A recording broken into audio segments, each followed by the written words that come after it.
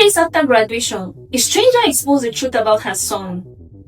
What would you do if a stranger called and said, "I don't think you know the truth about your son"? That's how it started. 3 days after my son Ethan's graduation. 3 days after I watched him walk across that stage in his navy cap and gown, shoulders back, future wide open. 3 days after I cried in the parking lot because I couldn't believe the tiny boy who used to hold my finger was suddenly 18. I'm Claire Bennett. I'm 44, and until that phone call, I thought I knew my son. The ceremony had been perfect. Sunlight on the bleachers, proud parents fanning themselves with folded programs, teachers hugging students like they were sending them off to war instead of college. Ethan smiled the whole time, the kind of smile that makes you think, I did something right. Before we continue, please hit the like button, subscribe to the channel, and turn on the notification bell for updates. Afterward, there were photos, cake, laughter, his friends piling into cars, the usual chaos. And then everyone left, or at least I thought they did. When my phone rang that Tuesday evening, I almost didn't answer. Unknown number. I was elbow deep in dishwater, but something made me pick up. The voice on the other end was calm, female, measured. "I don't think you know the truth," she said. I actually laughed, nervous reflex. "I'm sorry?" "I saw what your son and his friends were doing after everyone left the graduation parking lot." My heart didn't race at first. It stalled. What did my son really do after everyone left? That's the question, isn't it? Your mind jumps to the worst. Drinking, vandalism, fighting, something ugly. But here's the twist. She didn't sound angry. She sounded disappointed. And then she added something that made my stomach drop. "Don't tell him I called. And if you want to know what happened, come alone." Come alone? Why would a stranger say that to a mother? I looked across the living room at Ethan. He was on the couch, laughing at something on his phone, relaxed, carefree, exactly the boy I thought I knew. So tell me, would you ignore that call? Or would you need to know? Because I chose to know, and that decision would open a door I wasn't ready to walk through. Wait a minute.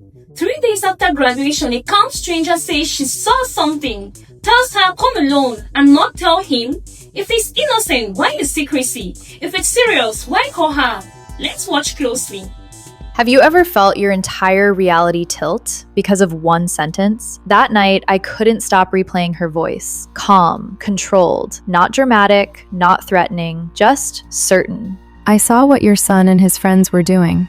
I must have listened to that memory 100 times in my head. The pauses, the tone, the strange restraint. If she wanted to hurt me, she could have just said it outright, right? So why the mystery? Why the secrecy? And why tell me not to tell Ethan? That part clawed at me. If this was harmless teenage stupidity, why the cloak and dagger approach? If it was something serious, why not go to the school or the police? Instead, she called me, a mother. I watched Ethan over the next 2 days like I was studying a stranger. He was normal, too normal, sleeping in, joking with me in the kitchen, talking about college orientation like nothing in the world could touch him. Wouldn't guilt look different? Or does it sometimes look exactly like that? I even pulled up the graduation photos on my phone. There's one picture of Ethan and his friends near the far end of the parking lot. Everyone's smiling, arms around each other, sun setting behind them. But in the background, far behind them, there's a blur, a shape near the dumpsters. I zoomed in, pixels, nothing clear. My brain started filling in blanks it had no evidence for. A fight? A prank? Something worse? You see how quickly we do that? One suggestion and suddenly we're rewriting history. The next evening, my phone buzzed. A text. Route 8 Diner, 8:30 p.m. Come alone. No name, no explanation, just coordinates to what felt like the edge of my comfort zone. I stared at the message for a long time. I could have blocked the number, pretended it never happened, protected the version of Ethan I wanted to believe in. But the question wouldn't leave me. What did my son really do after everyone left? So I grabbed my keys, and as I locked the front door behind me, I realized something chilling. I wasn't just driving to meet a stranger. I was driving to meet the possibility that I didn't know my own child at all. But what waited for me inside that diner wasn't what I expected, not even close.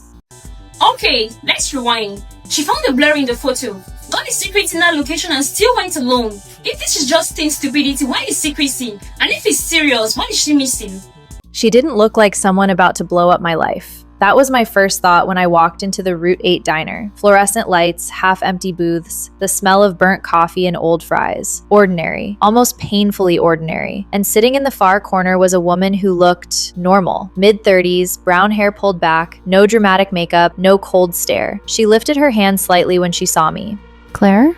Her voice matched the phone call, calm, controlled. "I'm Marissa." she said. Thank you for coming. Thank you, as if we were meeting to discuss bake sale logistics. I slid into the booth across from her. My heart was steady, but my thoughts were racing. Start talking, I said. She nodded once. Your son didn't hurt anyone. The relief hit me so fast it almost made me dizzy, but then she added, He just didn't stop something either. and that's when the ground shifted again. What does that even mean? Marissa folded her hands together like she was choosing her words carefully. After the graduation ceremony, most families left, but a few boys stayed behind. Your son was with 3 of them. They were in the back section of the parking lot, near the dumpsters. The blur in the photo, my chest tightened. There was another boy there, She continued. from a neighboring school. He'd been drinking. He was clearly out of it. Drinking. Okay, bad decision. Stupid, but common. But Marissa wasn't done. They weren't helping him. She said quietly. They were filming him. Filming. I felt my stomach drop. They were laughing, She added. circling him. Someone sprayed something near him. Not harmful, just humiliating. Like it was a joke. A joke. Have you ever heard something about your child that feels so small and yet so devastating at the same time? No blood, no crime, no sirens. Just cruelty disguised as entertainment. Marissa leaned closer. My younger son recognized the boy. He has epilepsy. If he'd vomited while unconscious, it could have been dangerous. Dangerous. And your son? I asked. She held my gaze. He didn't touch him, but he didn't stop it. And when they were done filming, they left him there. Left him there. The word echoed in my head. Not criminals, not monsters, just boys who chose comfort over courage. I swallowed hard. Why are you telling me this? Marissa's expression shifted slightly, something heavier. Because that's not the whole story. She said, and the way she said it made my pulse spike again. Because what came next wasn't about what Ethan did. It was about what he said when she confronted him, and that changed everything. Hold on. He didn't hurt anyone, but he filmed it and left him there. That's not a crime, but it's not nothing either. So what did he say when confronted? That answer changes everything. Let's see how it goes. What's worse, doing something wrong, or knowing it's wrong and staying silent? That's what Marissa asked me next. Not accusing, not dramatic, just steady. She told me she didn't call the police. She didn't post the video. She didn't even confront the group publicly. She walked straight up to them that night. Are you going to help him? She asked. The boys scattered at first. Nervous laughter, phones lowered. That awkward teenage shuffle when authority appears out of nowhere. But Ethan didn't run. He froze, Marissa said. like he didn't know which version of himself to choose. That sentence hit harder than anything else. Which version of himself to choose? Marissa said she looked directly at him and asked, Would you leave your friend like that? and Ethan answered, yes. Not cruelly, not aggressively, just honestly. He's not my friend, he told her. And we didn't think it was serious. We didn't think it was serious. That's the line that stayed with me. Because how many disasters begin with that exact sentence? Marissa explained that another parent eventually found the boy and called for help. He was treated. He recovered. No charges. The school didn't want post-graduation scandal. It wasn't worth ruining futures. She said they told her, but she disagreed. I'm not trying to destroy your son. She told me I'm trying to make sure someone teaches him what that moment meant. what that moment meant. It wasn't about alcohol, or filming, or teenage stupidity. It was about indifference, about watching someone vulnerable and deciding it wasn't your responsibility. And then she said something that cut straight through me. If you don't talk to him about this, the world will.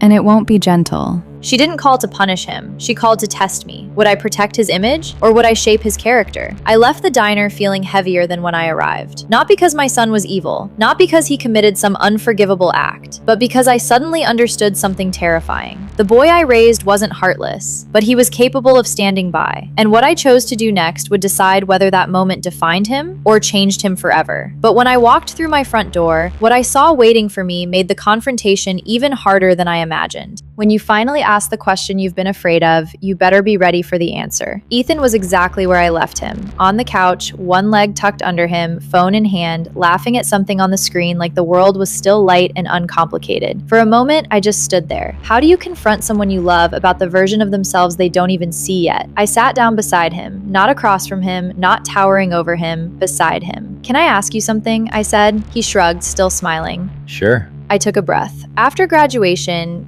did someone need help? The smile disappeared. Not dramatically, not instantly, it just faded. Silence filled the room before he spoke. Yes. Just that. Yes. No denial, no deflection. He stared at the floor. We thought he was just drunk. He said quietly. We didn't think it was serious. Everyone was filming.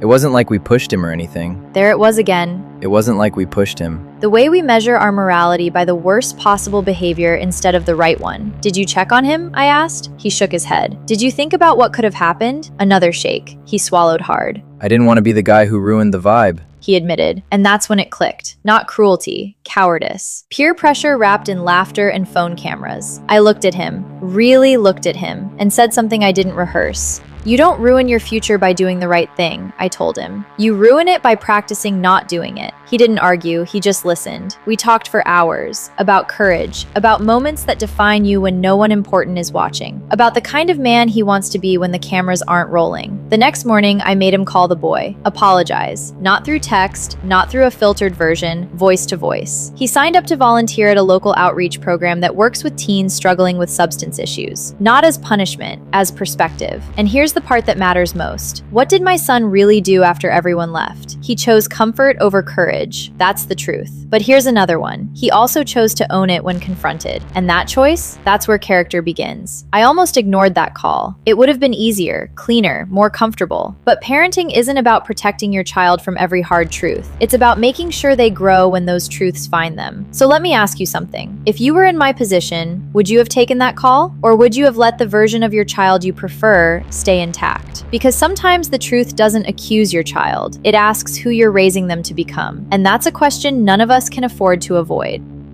If you were her, would you protect him or change him?